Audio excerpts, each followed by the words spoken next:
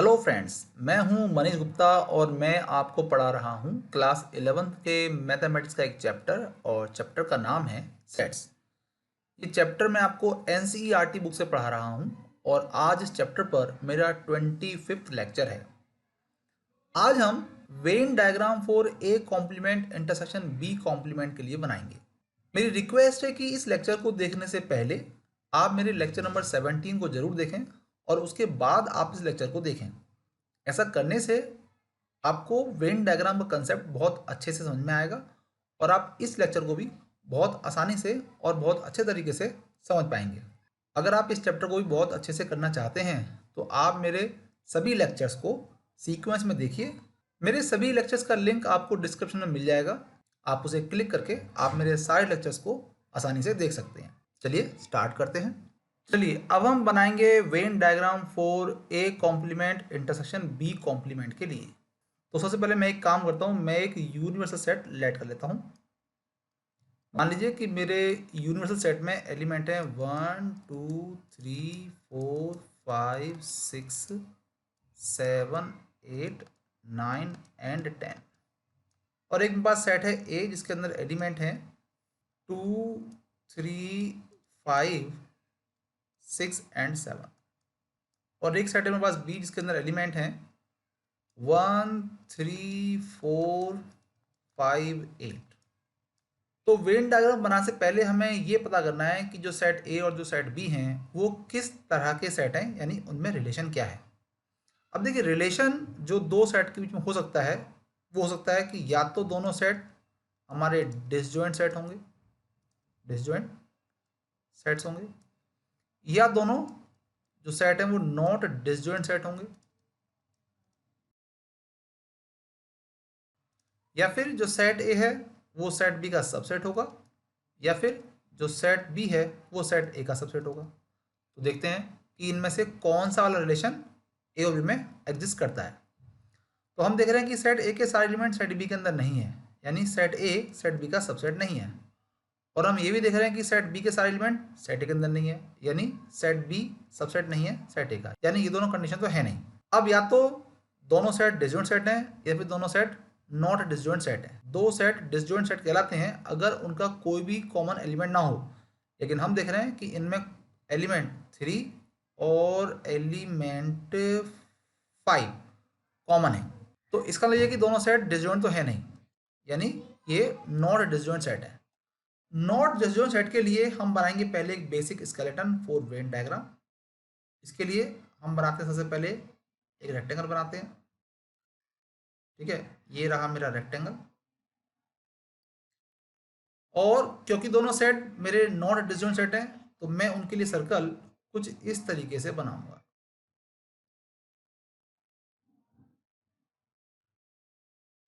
ये मैंने बनाया सेट ए के लिए सर्कल, ये मैंने बनाया है सेट बी के लिए। अब जो दोनों सेट में कॉमन एलिमेंट हैं उन्हें हम रखेंगे यहाँ पर। और वो एलिमेंट कौन कौन से हैं? वो एलिमेंट हैं 3 और 5, इनको मैंने यहाँ पे रख दिया। अब जो सेट ए के रिमेनिंग एलिमेंट्स हैं कौन कौन से हैं? वो हैं 2 6 एंड 7, तो उन्हें रखेंगे यहाँ पर 2 6 एंड 7। ठीक है, देखिए सेट ए के अंदर सेट ए के एलिमेंट ही आने चाहिए।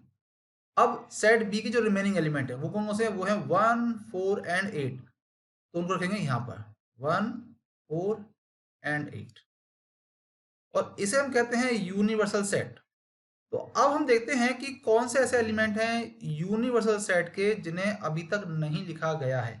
तो देखिए, एलिमेंट 1 मैंने लिख दिया है, एलिमेंट 2 को भी मैंने लिख दिया है, एलिमेंट 3 को भी मैंने लिख दिया है, एलिमेंट 4 को भी मैंने लिख दिया है, एलिमेंट 5 को भी मैंने लिख दिया है, एलिमेंट 6 को भी मैंने लिख दिया है, एलिमेंट 7 को भी मैंने लिख दिया है, एलिमेंट 8 को भी मैंने लिख दिया है।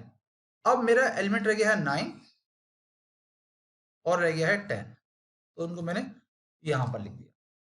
तो ये है मेरा basic skeleton for set A and set B के लिए। लेकिन हमें जो वेन डायग्राम बनाना है वो बनाना है A complement intersection B complement के लिए। तो पहले मुझे ये वाला सेट निकालना पड़ेगा, और इस सेट को निकालने के लिए सबसे पहले मुझे निकालना पड़ेगा ए कॉम्प्लीमेंट।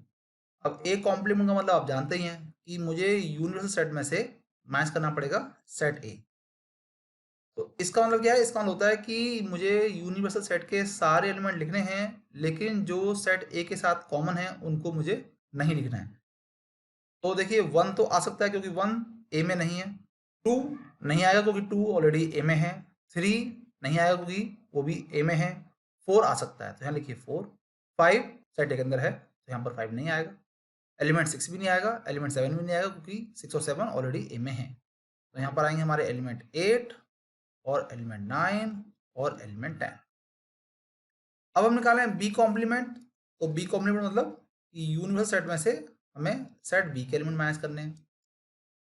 तो ये क्या क्या हो जाएंगे हमारे कि यूनिवर्सल सेट के सारे एलिमेंट लिखने हैं, लेकिन वो एलिमेंट नहीं लिखने हैं जो सेट बी के अंदर लिखे हुए हैं। तो 1 नहीं आएगा, 2 आ जाएगा, 3 नहीं आएगा, 4 नहीं आएगा, 5 नहीं आएगा, 6 आ जाएगा, 7 आ जाएगा, 8 नहीं आएगा, 9 और 10 आ जाएंगे, 9 एंड 10। मुझे क्या चाहिए, मुझे चाहिए A complement intersection B complement. तो मुझे इन दोनों का इंटरसेक्शन निकालना पड़ेगा पहले। तो A complement intersection B complement मैंने निकाला, तो ये क्या हो जाएगा, ये हो जाएगा मेरा इन दोनों में जो कॉमन एलिमेंट है मैं उन्हें यहाँ पर लिख दूंगा। तो इन दोनों के जो कॉमन एलिमेंट है वो कौन कौन से हैं, देखिए 1 तो है नहीं, 4 भी नहीं है, 8 भी नहीं है, 9 है और 10 है। तो यहाँ पर 9 एंड 10 आ जाएंगे। तो ये वाली बात मैंने आपको प्रीवियस लेक्चर में बताई है कि जब भी हमें कोई ऑपरेशन लगाने के बाद सेट मिलता है तो हमें उसको शेड करना होता है, यानी हमें उस सेट के एलिमेंट को शेड करना होता है वो जहां भी हों। तो हम देख रहे हैं कि हमें 9 और 10 दो एलिमेंट मिल रहे हैं और ये दोनों एलिमेंट इन दोनों सर्कल के बाहर हैं, तो हम इस एरिया को कर देंगे शेड। ठीक है,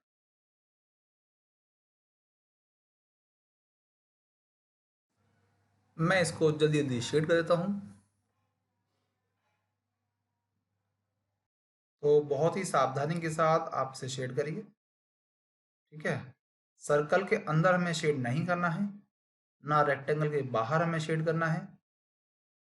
ओके, तो जहां भी वो एलिमेंट होंगे, यानी जिस एरिया में वो एलिमेंट होंगे, हमें उस एरिया को शेड करना पड़ेगा। ठीक है, तो ये मैंने कर दिया है शेड। ऑलराइट फ्रेंड्स, मुझे पूरी उम्मीद है कि जो आज आपको मैंने पढ़ाया है वो आपको बहुत अच्छे से समझ में आया होगा। अगर फिर भी कोई डाउट है तो आप मुझे कमेंट बॉक्स में लिखें, मैं उसके ऊपर एक नई वीडियो बना के आपको दे दूंगा। अगर आपको आज का मेरा पढ़ाया पसंद आया है तो आप प्लीज़ मेरी वीडियो को लाइक और शेयर जरूर करें, और फ्यूचर में इस तरह की वीडियोस को और देखने के लिए मेरे चैनल को भी सब्सक्राइब करें, और सब्सक्राइब के बराबर जो बेल आइकन है उसे ज़रूर दबाएं ताकि मैं जब भी कोई नई वीडियो अपलोड करूं तो उसका नोटिफिकेशन आपके पास आ जाए। चलिए मिलते हैं अगली वीडियो में एक नए टॉपिक के साथ, तब तक के लिए बाय बाय, थैंक यू।